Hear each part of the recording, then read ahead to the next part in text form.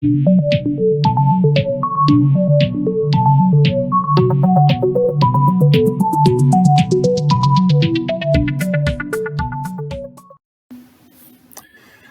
YouTube community.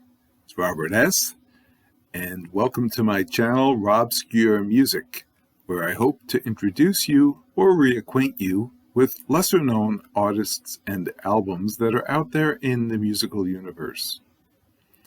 So in my prior videos, I discussed the 1980s group Violent Femmes and the 1990s group Days of the New. And today, I want to take you back, way back to 1959. Yes, 1959. It was a simpler time, but it was a time when Americans still had memories of World War II, and we had the looming threat of communism in what would be known as the Cold War. And at that time, America saw things in black and white, good versus evil. And the TV shows of the time, the shows that we saw on our black and white televisions, reflected that thinking. Shows like The Rifleman, Maverick, Gunsmoke, Bonanza, these westerns that really gave us that sense of good and bad, of, if you will, the world being the Wild West, that western town that needed America as its sheriff to protect all of its citizens.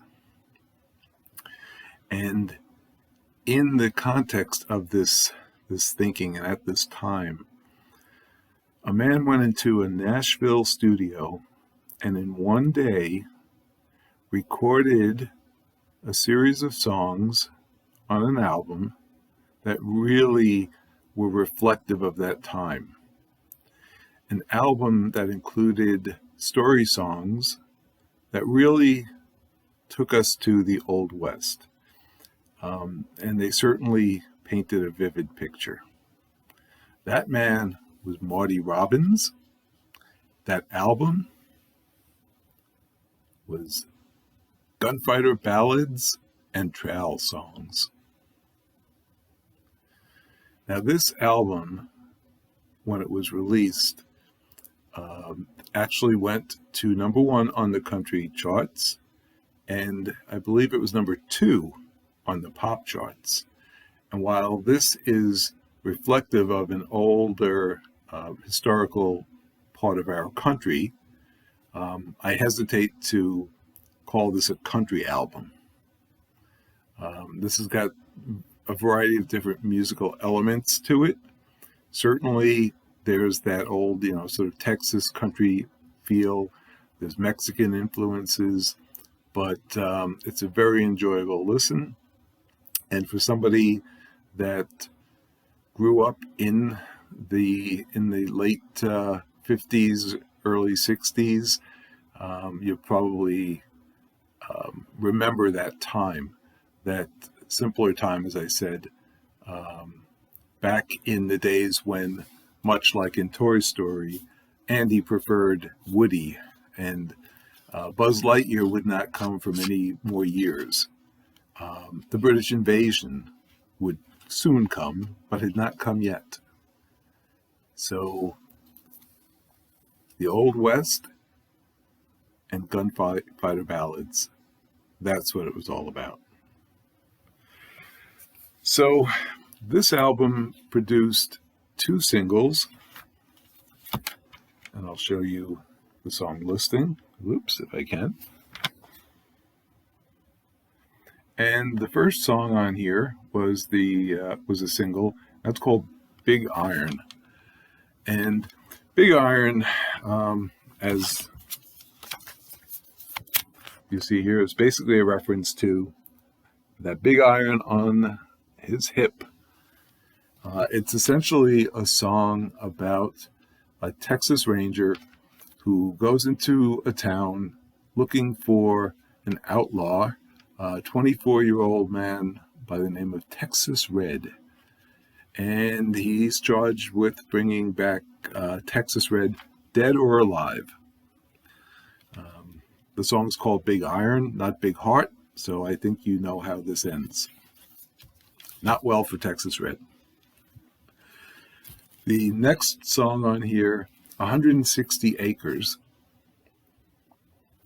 It suddenly changes pace a little bit, and it's a very sort of happy song about a happy man who is enjoying life, has no worries on his large property, his farm. I don't know if it's a farm or a ranch, but he's very content. Then we get to the next song called They're Hanging Me Tonight. This is a song about a gentleman who is sitting in his cell, waiting to be hung in just a couple of hours, and he tells us the tale of how he got there, basically, by shooting his ex-girl, Flo, and her new man. Next song, Cool Water, very enjoyable tune. Not a lot to say about that, sort of middle of the road. After that, we actually get a somewhat more classic tale, sort of a waltzy type song. And this is about, what was his name? William H. Bonney, better known as Billy the Kid. I think we all know the story. Some other enjoyable songs on this. The Master's Call. And in this, again, it's a story song basically about, give that track listing, basically about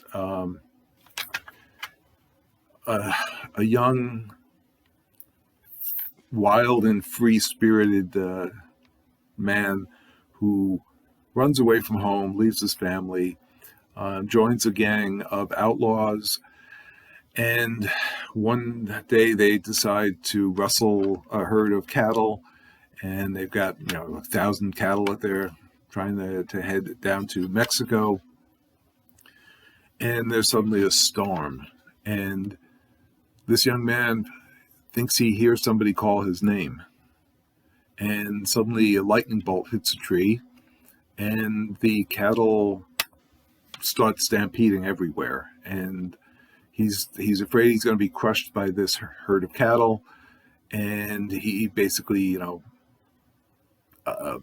sees God in this storm and begs to basically to be spared, which he is, and eventually he is pardoned, and he becomes very grateful that God called his name, and hence the reference to the Master's Call.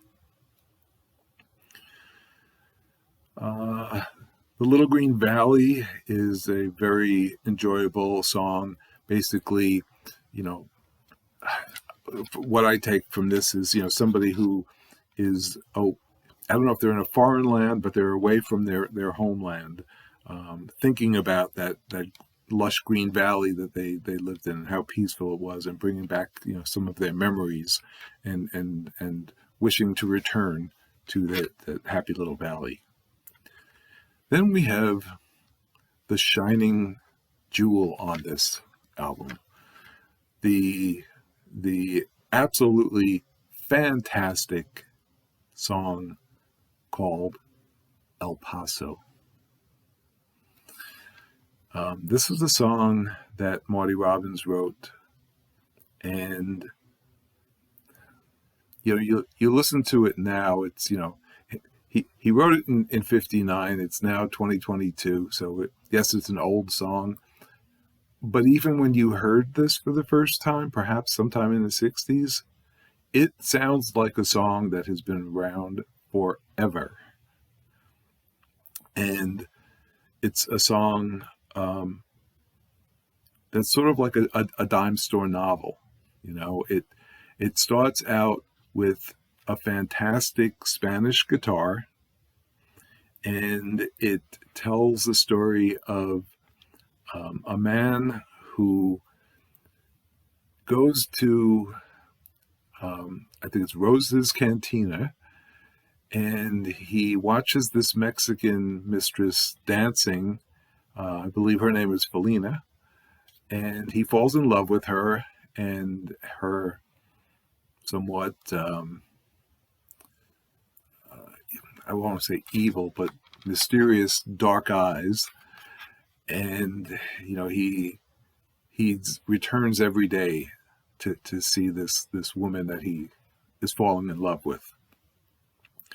And lo and behold, one day, another cowboy comes in and catches her eye and starts having a drink with her and talking to her, and jealousy gets the best of him, and he gets angry, and he challenges this other gentleman. They draw their guns. He draws first, and he shoots him. So what does he need to do now? He needs to escape the town. So he flees from El Paso, leaves behind this woman he loves, and heads up to the safety of New Mexico. But while he's there, he can't stop thinking about her, and he knows he has to return to see her again. So he returns to El Paso, and as he's trying to get to Rose's Cantina to see the love of his life again, there's a posse there, and gunfight breaks out basically, and he is shot. And as he's lying on the ground, Felina comes out. She sees him, kneels beside him, and gives him a kiss on the cheek as he dies. It's an incredible song, and it's a song that at roughly 4.5 minutes was at the time considered way too long to be released as a single. And what the record company did is they edited it into a shorter version, but the public wanted the longer version. And the song actually was a hit. I think it reached number 1. I don't remember anymore. But in any event, very popular song covered by Pat Boone, the Mills Brothers, the Grateful Dead, and Michael Murphy, who had a hit with the song Wildfire in, I think it was 1972. Anyway, Marty Robbins, he's not necessarily just country. Certainly a lot of his songs have that country, sort of Mexican, Spanish influence, coupled with Hawaiian flavor to them. And actually, 3 years prior to releasing this, he did a song called Rockin' Rollin' Robbins. And he covers, songs that you'd hear at the hop, if you will, Maybelline. What else did he do on there? Long Tall Sally is on that. Songs like that. Very versatile singer, songwriter. I think he's done some acting. Great album. I think this is the one that he's most widely known for. And if you want to go back to those days, that sort of that simpler old West, Woody, not not Buzz Lightyear time, take a listen. So I hope you enjoyed this video. Stay well, and remember, if the music strikes a chord, let it play.